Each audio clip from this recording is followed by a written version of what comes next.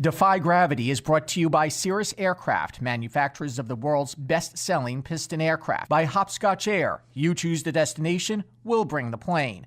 And by BlueOrangeTravel.com for your bleisure travel. And welcome to Defy Gravity. I'm Andrew Schmertz, the show where adventure is the destination. Think about it this way. When you take your next trip, your next vacation, so to speak, what can you do? Where can you go that will change your life or someone else's life? And that is the essence of what this show is about. Our first guest today, he made a living by going to some of the most dangerous places in the world so you wouldn't have to. International journalist Alfonso Van Marsh, who while working for CNN broke the story of the capture of Saddam Hussein, and he later worked for CBS. He joins us now, and he decided after he left CBS to go to all places Beirut. Alfonso, welcome to the show, and tell us what it's like to be in Beirut right now. Beirut is amazing. I've been coming to the city for work and for fun for over a decade. And I actually came here for a wedding about 5 or 6 years ago. And I don't know if you've heard a lot about Lebanese weddings, but they clearly outdo almost anything I've ever seen. Well, tell us a little bit about them. It's the first wedding I've been to where the bridesmaids were actually wearing tiaras with more jewels on them than the bride herself. So I said, this place is just too complicated and too wild and too crazy, and I need to come back here if I have the chance. So when the chance came, I ran with it, and I've been here for about a year and a half, and I'm still trying to understand the diversity of culture and spirit and people. It's an amazing city to live in. Yeah, people who do this say it is living. It is really living when you go experiencing something so different. And you picked Beirut because you connected with the culture, basically.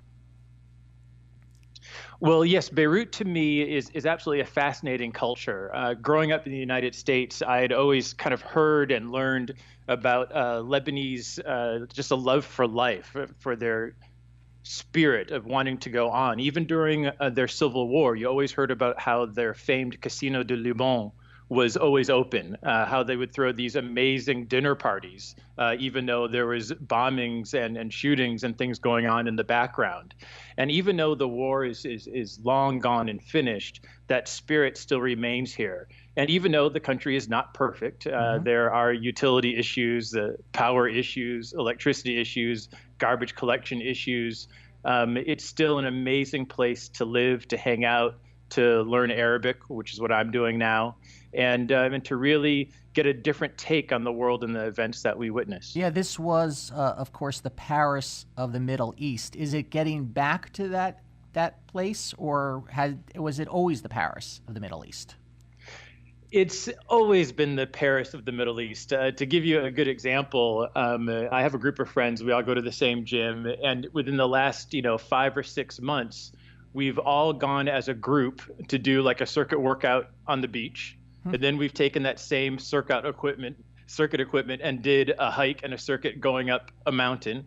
And then just 2 weekends ago, we went out to the snow up next to one of the best-known ski slopes out here. We took our kettlebells and jump ropes. You don't hear snow too much about snow there in the middle of the snow, and that's what's kind of cool about Lebanon. It's not a huge country, but you can go from mountain to sea within a matter of a couple of hours.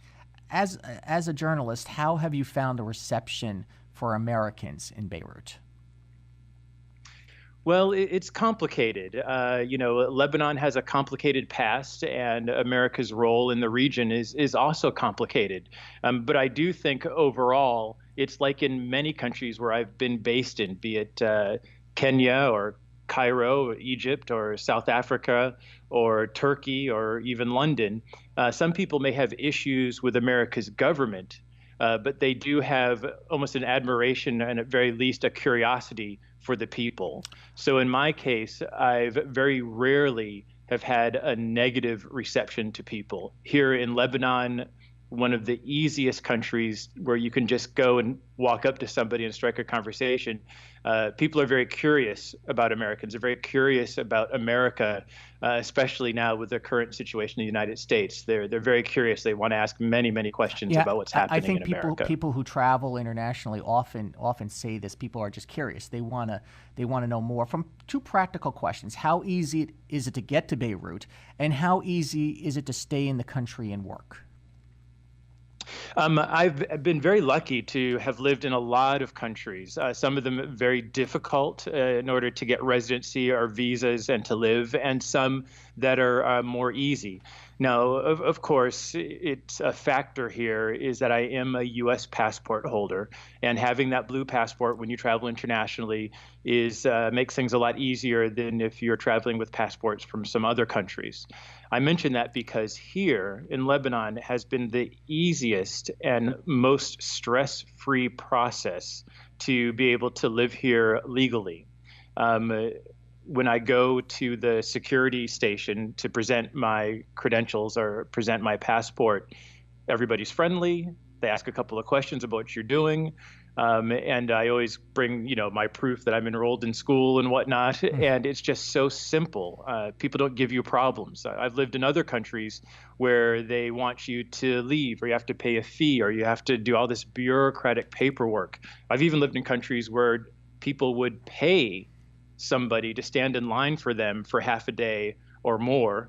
And once they finally got up to the counter to process their paperwork, they call you on your cell phone and tell you to show up. We have about a minute. None of that foolishness happens We here. have about a minute to the break. Do you think that the government of Lebanon has made it easy because they want to say the country is open for tourists, is open for business now? Well, I can tell you anecdotally, there's a perception of very different treatment for people of various nationalities. Lebanon is a small country. Lebanon is trying to deal with crises in the region, and especially next door. An influx of refugees, an influx of immigrants. So those present challenges for the country. But the feedback I get about being an American from colleagues here is, mainly one of the reasons why things aren't seen as a problem is I'm here, I'm spending money, I'm in school, I'm eating, I'm going out, I'm enjoying myself. And, as long as you don't get into any bad activities, nobody should have any reason to think that you're a problem. So you're very much welcome here. And I enjoy that. We're speaking to Alfonso Van Marsh here on Defy Gravity from Beirut. We'll get back to you in a moment. Please stay with us, Alfonso.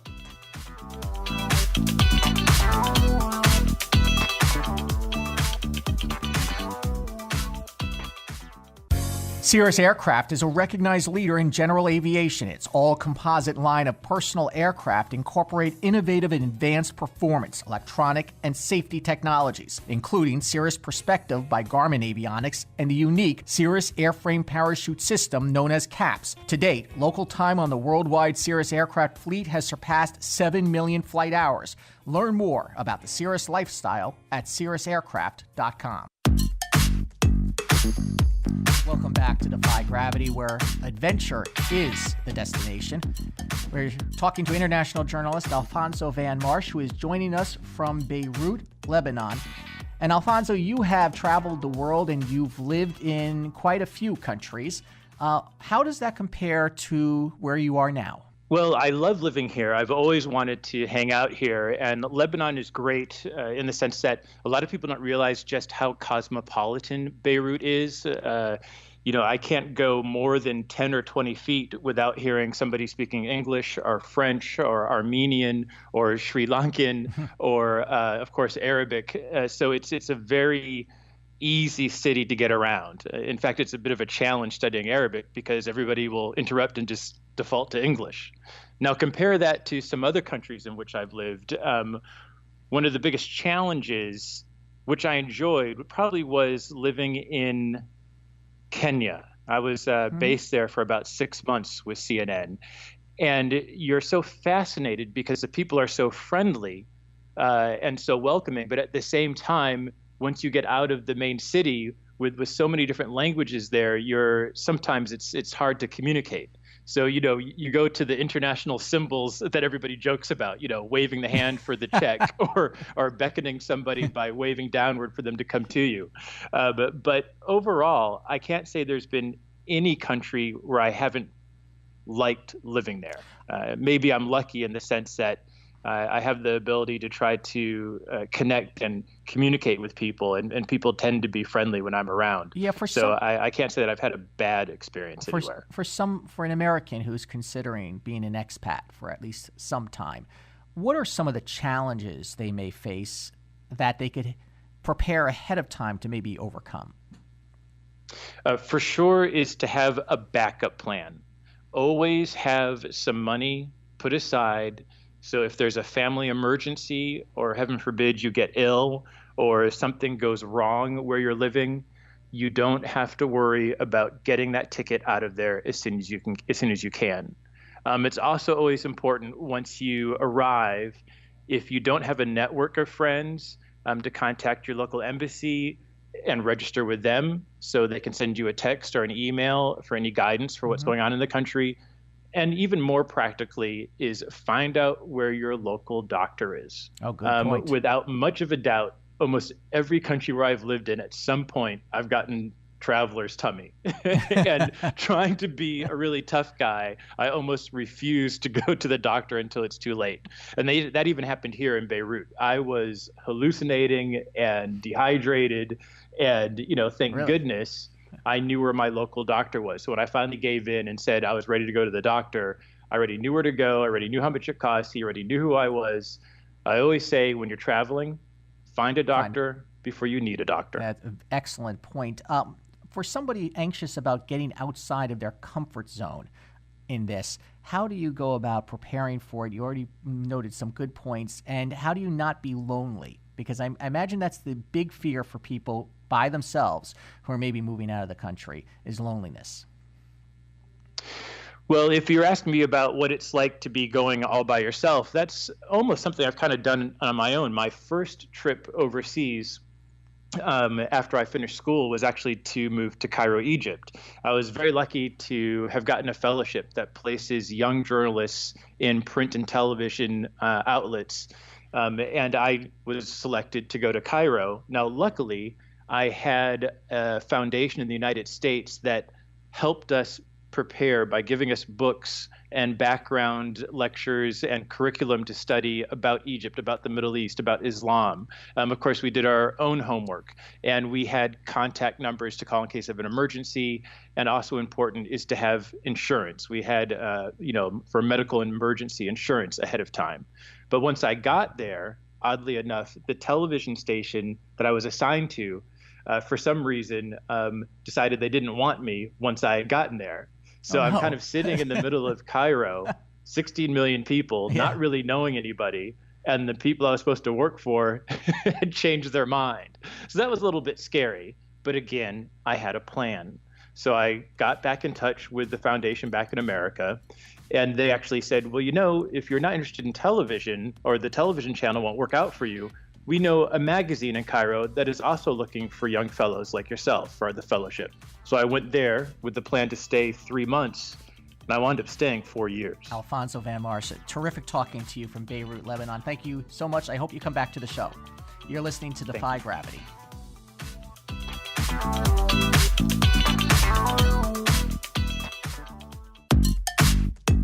And welcome back to Defy Gravity. We all like to eat. Some of us like to go far greater distances to eat. Our next guest says food has become the new travel destination for those who like to kick things up.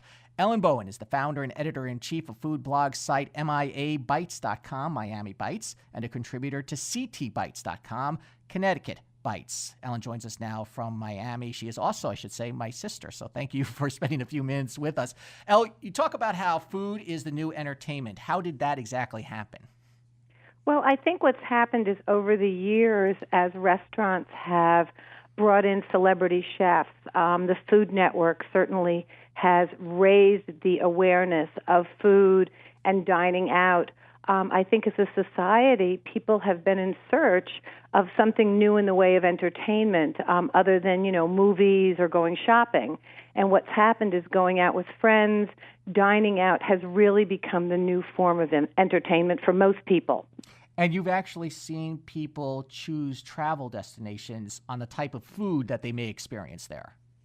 Absolutely. I think what's been happening, too, is that, in Anthony Bourdain, for example, his TV show Parts Unknown has really shown that there is a lot more out there than just traditional dining options.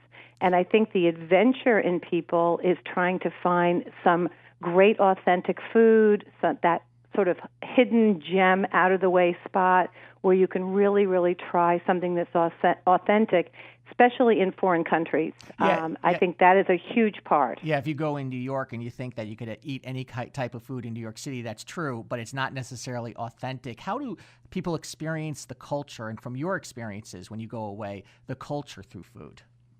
Well, I think what's important is once you think of a destination that you're interested in, there are a number of websites that list top restaurants. Probably one of my favorite is San Pellegrino's, world's best 50 restaurants. So you can actually see some of the top restaurants and plan a trip around that. You can also just sort of, start deciding what kind of food you want. And there are bloggers that blog about authentic street food or blog about authentic things that you can eat. I've had some strange things in my day in travels. Well, you mentioned street food. I mean, that's so important because like in Bogota, you went to Bogota. Yeah, that's where you really experience cuisine. Exactly. I mean, in throughout Colombia, every corner has a little street vendor serving arepas, which is like a corn, almost a grilled cheese, for lack of a better word. Mm-hmm. I think our favorite place for street food was when we were in Singapore. Something called the hawker centers are just row and row of authentic street food. And you can really get everything from like a spicy crab dish to things that you're not really sure you want to eat. Talk to us about that a little bit. What are some of the things you may not want to eat? Fascinating. And I think that what's happening is people are really trying to find out-of-the-way places to go to eat. I mean, I'm amazed at the amount of people I know that have gone to, Bangkok for pad thai or Vietnam. There's, wonderful little cafes that are run by cooking students. Mm-hmm. So you really can travel and experience food in a more cultural way than just sitting in a top restaurant. How does one get started doing that? Traveling for food? Yeah. Or eating? Or eating we got down. Traveling for food. You know what? I think the internet is really a wonderful resource. I mean, I think if you start looking into, Googling what sounds interesting, a truffle hunting excursion in Italy or France is fascinating. Obviously, pasta making. Mm-hmm. Right now, the hot destination is Cuba. There's a number of chefs and organization running, Cuba culinary exploration tours. We have about 30 seconds left, and I want to give you a chance. Talk to us about your blog, about Miami Bites. Oh, sure. Well, I started Miami Bites, MIA Bites, a couple of years ago, spending a lot of time in Miami, and friends kept calling me saying, we're coming to Miami for the weekend or spring break. Where do I eat? So what started really as just sort of a personal blog about my favorite places has now grown to a number of different contributors, photographers, all sort of writing and reporting on upscale food, but also some of those hidden gems. Yeah, and anyone going to Miami, I urge you to check out the blog first because you'll get some excellent Yeah, tips. It's a lot of fun. We do have a lot of fun down here, and the food scene here has really changed in the last couple of years from basic steak and stone crabs to some really incredibly creative and international global cuisine. It's as diversified as the music. Ellen Bowen from Miami, thank you. We'll be right back. Thank you.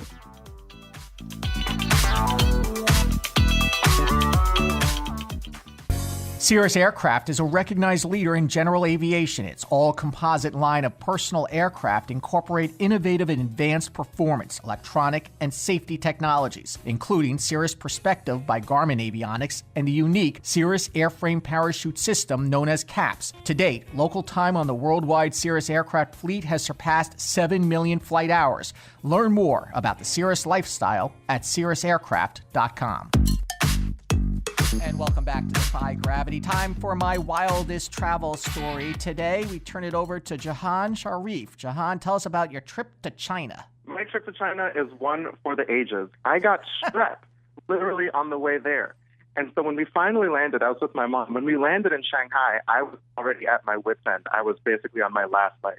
So thankfully, she's a doctor, and she was able to leave me this time, and she took me to the hospital. But the thing is, like, we don't speak Chinese, and also this was the time before a lot of black people were in China. And so it was like we were celebrities. And you're 6'4", so you stand out. Well, I'm 6'1", but yeah, tall enough to be a head and shoulders above the average person. But more importantly, they've never seen, like, they thought I was LeBron James or something. So when we got to the hospital, I was in the exam room, we started this huge commotion where people were trying to get into the exam room where I was, and I was like blacking out basically. But let me tell you, the kicker of the whole trip was when the doctor finally came in and he was smoking a cigarette. And I said, this is not real life. I cannot believe I'm here at my wit's end, 200 people trying to break into the room, and a doctor is smoking a cigarette trying to give me meds. But you know what? As with all good travel stories, they have a good ending. I got the meds I needed, and in a couple of days, I was good to go. Jahan, excellent story. Thank you so much. That's Defy Gravity. We'll talk to you next week. Defy Gravity. We'll talk to you next week. Defy Gravity.